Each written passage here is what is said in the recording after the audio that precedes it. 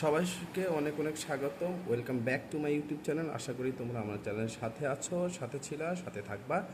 যারা যারা চ্যানেলটি সাবস্ক্রাইব করনি সাবস্ক্রাইব করে নাও, কারণ আজকের ভিডিওটা মোস্ট ইম্পর্ট্যান্ট হতে যাচ্ছে আমাদের এসএসসি 26 ব্যাচের জন্য। একটু সবাই কমেন্ট করে, লাইক করে, শেয়ার করে জানাবা যারা এসএসসি 2026 পরীক্ষা দিবা, তোমাদের কি অবস্থা, ইংলিশের কি গতি আমাকে একটু জানাবা। আমি আছি মোহাম্মদ লাইজো, তোমাদের সাথে তোমাদের প্রত্যেকটা বিষয় নিয়ে কাজ করছি। আশা করি তোমরা উপকৃত হবে আমার চ্যানেল থেকে। আজকে আমাদের টপ যে সাজেশন, আমি এখানে 32টা আনসিন প্যাসেজ দিয়েছি, যেখান থেকে ইনশাল্লাহ কমন পড়বে এবং তোমরা খুবই উপকৃত হবা এই প্যাসেজগুলো পড়ে।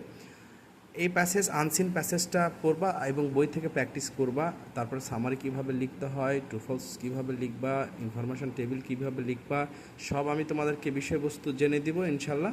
এখন চলো আমরা দেখি। 1 নম্বরে দেখো নীল আর্মস্ট্রং আছে। আমি পাশে ভালো করে তোমরা দেখতে পাচ্ছ, আমি বোর্ডটি লিখে দিয়েছি যাতে তোমাদের খুব সুবিধা হয়।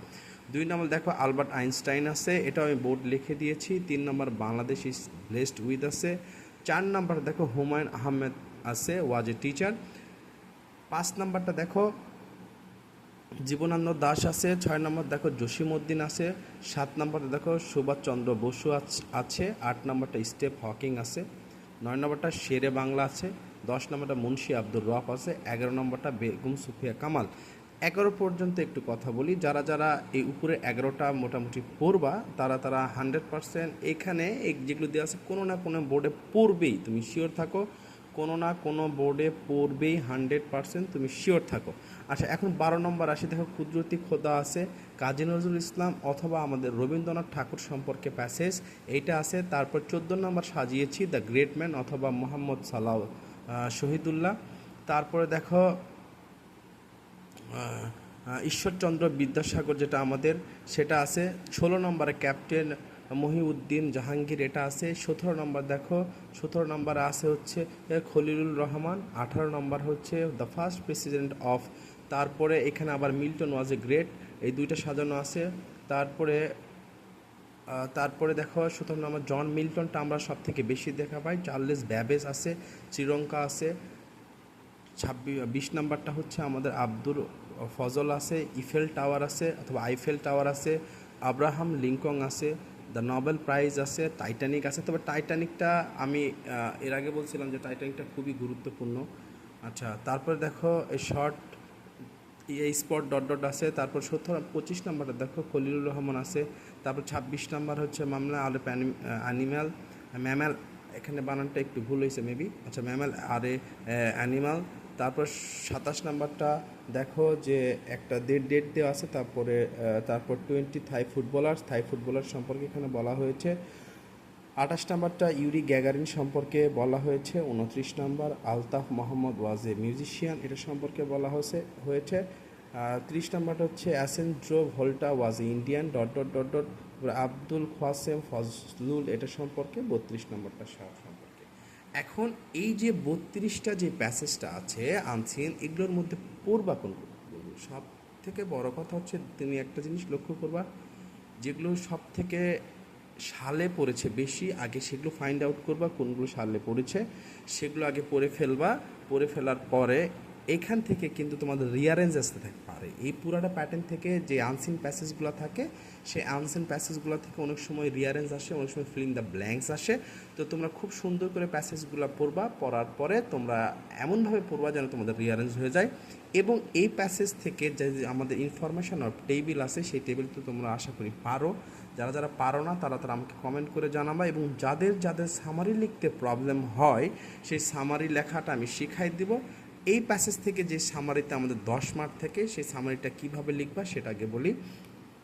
সামারি মূলত প্যাসেজের 3 ভাগের 1 ভাগ 1/3 লিখতে হয় আর কি। তবে তুমি এত কিছু না বুঝে শুধু এইটুক বোঝো যে একটা প্যাসেজের মূল ভার্বটা তোমাকে 5 থেকে 6 লাইনের মধ্যে লিখে শেষ করতে হবে।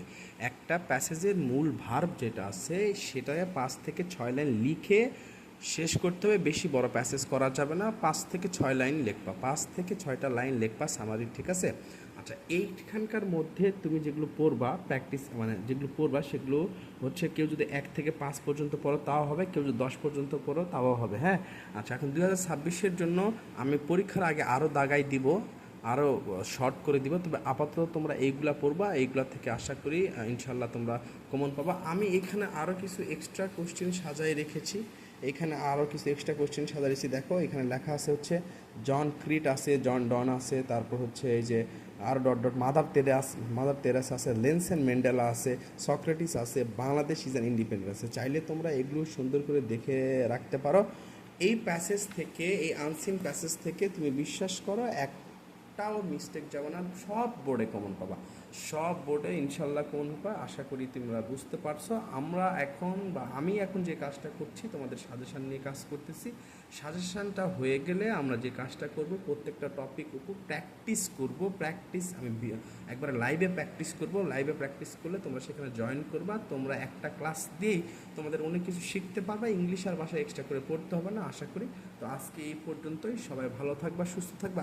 আর আরেকটা জিনিস, এই চ্যানেলটা তোমরা সাবস্ক্রাইব করতে ভুলবা না, কারণ তোমরা এইচএসসির পর তোমাদের এইচএসসি আসবে, ইন্টারমিডিয়েট আসবে, তারপরে ভার্সিটি অ্যাডমিশন ব্যাচ। আমি আমার ইউটিউব চ্যানেলে পুরা মাস্টার্স বই, অ্যাপেক্স বইয়ের একটা প্লেলিস্ট বানাবো, যেখানে পুরা বইটা সুন্দর করে topic wise part by part short টেকনিকে পেয়ে যাবা। আজকে এই পর্যন্তই। খোদা হাফেজ, ভালো থাকবা, আমার জন্য দোয়া রাখবা এবং আমিও তোমাদের জন্য দোয়া রাখবো যেন পরবর্তীতে তোমরা এসএসসি 26 ব্যাচ তোমাদের পরীক্ষাটা অনেক ভালো হয়। খোদা হাফেজ।